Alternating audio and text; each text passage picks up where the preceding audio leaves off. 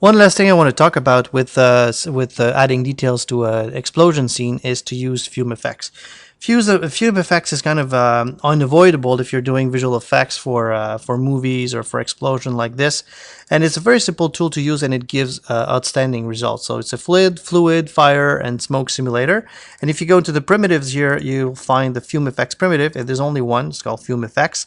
And the way it works is that you define a cage around your scene. It's defining where you want to do the simulation. So it's kind of a container for where you want to do all of this simulation. So I'm going to place it around this cylinder here, and we want to make sure that we contain the explosions. We have this explosion here, and we would like to create an explosion of fire right in the middle to justify that those debris are going in those directions. So I'm going to make sure that it's big enough to contain something like that, maybe a bit wider, a bit like that, and we want the fire to be quite high, so I'm going to bring the height a bit higher as well, and the length here to be, the width here to be a bit wider, and we've got something that contains it. When they cross the ground, I don't really care because we assume that there's going to be a ground there, and they're going to go down like that. So we want that the explosion to be simulated in that area. So to define where we want something in fire, we're going to go to the helpers. And again, FumeFX come with its own category of helpers. We're going to put a simple source. Simple source is going to emit fire from that icon. I'm going to place it right in between, right in the middle of that cylinder there. I'm going to rise it up a little bit. And I want that fire to be emitted from within the cylinder, so I will reduce the diameter of this so that it's contained pretty close to the inside of the cylinder. So we're pretty much done with the setup. Now we're ready to run a simulation. So if I click on the cage, that's where everything happens. We can show a preview. Right now nothing has been calculated, but that preview is a good indicator of how it's going to look like when we're going to render. And we're going to bring up the FumeFX UI, and FumeFX, if you look on the web for Alan McKay's videos, he has more than 30 hours of videos on FumeFX. So of course in 5 minutes we cannot go through all of FumeFX. I want to show you the workflow and then how you can tweak the fire and the smoke and the look of it and all of that. I'm not going to cover that, just to give you an idea of how powerful it is, and then you'll if you're interested, you can get it and explore it, and also look at Alan McKay's training videos on the web. So I'm going to go into the objects and sources. I'm going to say this is going to, the icon here will be the source. And if I want to have an interaction with the rest of the barrel, because as it explodes, we want to have some influence, I'm going to also go here and pick solid objects, and those will be the barrels, fragments here that are there. So now these here will be solid objects, so they will interfere with the fire and the vortices and the simulation and all of that. So I could simulate right away. So if you go in simulation mode, you'll have your basic explosion like that and the preview. So it's kind of nice, but it's we want to do a few adjustments, and those adjustments will be minimal. So if I go to the simulation settings, you see that we've got some turbulence there. So I'm going to add a bit of turbulence, maybe 0.6, actually 0.5, something like that of a turbulence, and you can increase it to have a bit more turbulence. And also, if I go to the source itself, I click on the source, you can set up the temperature, just how much smoke and how much fuel. So we don't really care about the fuel, so we're going to leave it as so. The temperature here, if I want to do not a fire but an explosion, I want to have a burst of fire at the beginning. So what I'll do here is I'll turn on auto key, and I'll say at frame 0 it's 0. Oops, sorry, undo this. Actually, I'm just going to go back to 0 here. So I want that to be 0 at 0. And as it explodes, as it starts to explode here, I'm going to bring it up to 1000. So it's very, very high temperature. Then I'm going to go a bit further here when it's exploded, and I'm going to set it up back to maybe 999 so that we can record a keyframe, or 1000. Here we go. And then we're going to start to fade out to 0 here. And we're going to have our animation. So right now what we have is that we go from 0 to 1000, then we stay to 1000, and then we fade back down to 0. And we're going to have that. Now that preview is invalidated because we haven't run the simulation yet. And we're going to do the same thing with the smoke. So at the beginning, I'm going to say it's a 0 smoke, and then it's going to start to go a bit higher. So we had a value of 2 or 3, something like that. As it explodes there, we're going to keep it to a value of 2.9 or 3 to record the keyframe.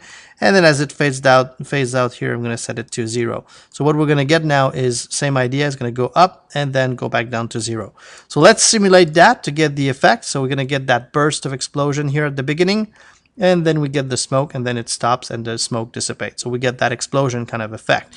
Also, what we can do is that we can have objects being set on fire. So some of those metal plates that are being, kind of exploded, we want them to be on fire. In order to do that, I'm going to go back to my helpers, and one of the helpers here is called a object source. And I'm going to just put the helper in there. And if you go to the modifier stack, you can now define which objects are going to be on fire. So I'm going to select these here, and I've created a few of those fragments that are supposed to be on fire. So on fire, and then I'll go back to my simulation, which is the cage itself. And we are going to add that source. Oops, my mistake here. Go back here and say I want to add that source. So now that source is at the bottom here, and we'll say the smoke here, the temperature is set to maybe a bit higher, maybe to 600, and we want those parts to be emitting a bit of smoke, so a smoke of 3. So we'll leave it constant throughout the animation. We want them to be on fire. Actually, you know what? Auto key, set it to 0 at 0, and then as they explode, now we're going to set it to, probably 600 something. 600 was good of a simulation. It's not the full burst of explosion, they're just on fire there, so it's going to keep it up like that. And same thing for the smoke. I'm just going to turn it off at the beginning, and here we're going to set it to 3 so that they only emit smoke when they are exploded on fire. So I'm going to simulate again, and what you're going to see here is that in the preview, you'll see that those objects are now on fire, and they're going to fly away, and we're going to get some nice fire simulation. Of course, you could tweak the look, the contrast, add some lights, do some very nice effects with that smoke and fire, but that's not the purpose of this demonstration. I just wanted to show you the simulation effect of it. So what we have now, I'm just going to zoom out, and again, that preview window is very useful. It gives you an idea of how it's going. It's just an idea. It's just a preview. It's not as refined as the final rendering, but it gives you an idea of how it's going to look like from the current point of view of the camera.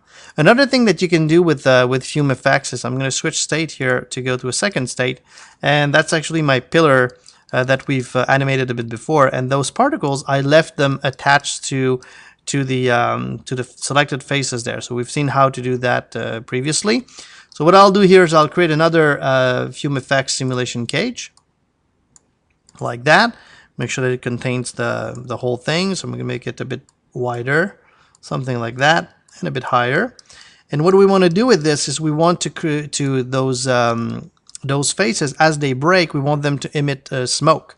So what I'll do is again go into the helpers, and those are particles. So instead of using an object source, I'm going to use a particle source. Just drag it in, and then grab particle flow, and anything that's in particle flow will now be emitting smoke. And that's pretty much the idea. If I go back to my cage, we are going to go to the modifier stack and bring up the UI here, show the preview. And all we want to do is bring in that particle flow source. And you'll see that in the settings here, we don't really care about the temperature. So we're going to set the temperature to 0, so there's no fire. And the smoke here, we'll put it a bit higher, a value of 10. So we're not going to have any fire. We're just going to have some smoke emitting from those particles from those faces. And if we go into the simulation here, again, we're going to put some turbulence, maybe a turbulence a bit higher of maybe 10 inches or something like that. And I'm going to simulate, and you're going to see that we get the smoke here being spread into the scene by those selected faces. So it's a very nice way to add that kind of a smoky effect and mist effect inside of your scene when you have big explosions. So FumeFX, like I said, is extremely powerful. You can watch at Alan McKay's DVDs on the web. You can download them. They're I think they're $60 or something like that. But it's it's very affordable, and it gives you the full training on FumeFX, which is a lot of fun to play with.